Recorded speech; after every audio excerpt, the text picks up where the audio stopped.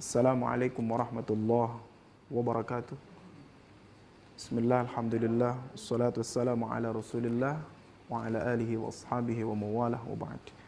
Sahabat Al-Quran yang berbahagia, kita lanjutkan pembahasan kita terkait dengan perbedaan yang terjadi dalam mushaf Al-Quran, yang pada pembahasan yang lalu kita sudah bahas terkait dengan qiraat.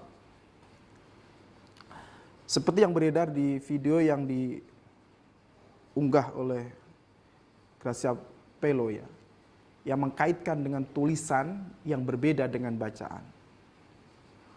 Di kalangan sarjana muslim sebenarnya sudah diselesaikan. Diskusi ini sudah lama diselesaikan dan kemudian terakumulasi pada abad ke-9. Tepatnya pada masa Ibnul Jazari, beliau katakan dalam manzumahnya, فَكُلُّ مَا وَافَقَ وَجْهَ نَحْوِي وَكَانَ لِلرَّسْمِ احْتِمَالًا يَحْوِي وَصَحَّ إِسْنَادًا هُوَ الْقُرْآنُ فَهَذِهِ الثَّلَاثَةُ الْأَرْكَانُ وَحَيْثُمَ يَخْتَلُّ رُكْنٌ أَثْبِتِ شُذُوذَهُ لَوْ أَنَّهُ فِي السَّبْعَةِ. Jadi ketika seseorang melihat perbedaan tulisan Al-Quran, yang dalam pertemuan yang lalu dibedakan antara ta'malun dan ya'malun, maka dalam Al-Quran, terkait bacaan Al-Quran itu ada 3 rukun, ada 3 pilar yang itu bisa menjadi controlling, ya, alat kontrol terkait dengan perbedaan-perbedaan yang ada. Nanti kita lihat. Pertama, rukunnya adalah wafaqa wajha nahwi. Bacaan Al-Quran itu akan bisa dipastikan apakah benar atau salah. Pertama, ketika bacaan itu muwafaqah dengan kaidah bahasa Arab yang baku. Walau biwajhin. Maka kritik Gracia Pelo yang mengatakan bacaan wa mallahu bighafilin amma ta'malun, ya, dianggap berbeda dengan amma ya'malun. Baik itu ta'malun ataupun ya'malun, itu dua-duanya adalah muwafaqah dengan salah satu kaidah bahasa Arab yang sahih, yang fushah ya. Itu yang pertama. Jadi untuk rukun, kriteria pertama, maka perbedaan katsiran dan kabiran selesai karena muwafaqahnya terpenuhi.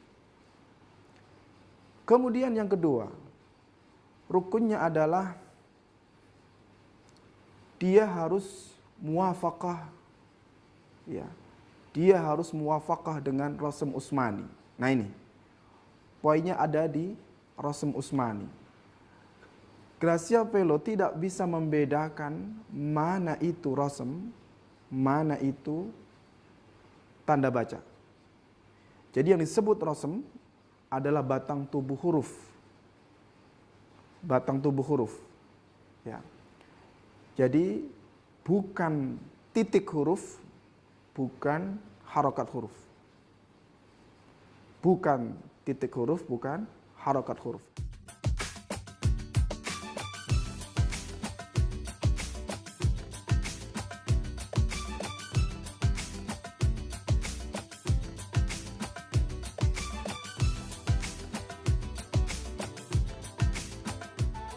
Karena titik dan harokat nanti domainnya, ilmunya namanya adalah ilmu dhabt.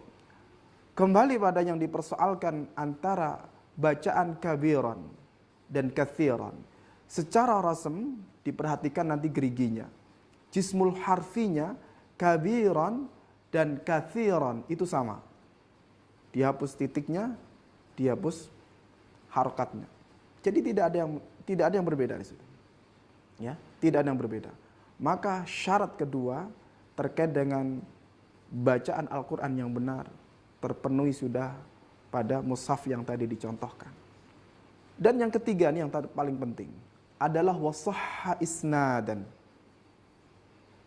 Ya, sahihnya sanad. Sahihnya sanad. Jadi ketersambungan sanad. Jadi baik bacaan Hafiz, bacaan Warash, bacaan Abu Amr, bacaan Ad-Duri dan yang lain. Itu semua kalau dirunut, ya, itu semua bersambung, tidak putus sampai ke Rasulullah Sallallahu Alaihi Wasallam.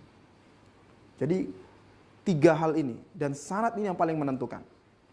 Makanya meskipun Al-Quran Mushaf Utsmani dulu tidak ada titik, tidak ada harokat, tidak kemudian muncul ribuan bacaan. Tidak. Kenapa? Karena tulisan itu ada alat bantu. Tapi yang pokok adalah talaki, syafahinya. Kalau kita membaca kitab-kitab yang menjelaskan Warash, kemudian kita bertemu saudara-saudara kita dari Maroko, maka bacaan Warash kita tidak akan berbeda dengan bacaan Warash yang ada di Maroko. Kenapa? Karena faktor sahha isnadan, talakinya di dalam konteks pengajaran Al-Quran itu berjalan. Berjalan dari dulu sampai sekarang. Demikian, semoga penjelasan ini bisa menambah keyakinan kita bahwa perbedaan-perbedaan itu adalah dalam konteks yang sudah diizinkan dan ditolerir dan bersanad dari Rasulullah Sallallahu Alaihi Wasallam, bukan karena kesalahan, bukan karena kecerobohan apalagi, tetapi itu karena sudah sesuai dengan pilihan yang kemudian diizinkan oleh Rasul Sallallahu Alaihi Wasallam. Demikian, kurang lebihnya mohon maaf. Assalamualaikum warahmatullahi wabarakatuh.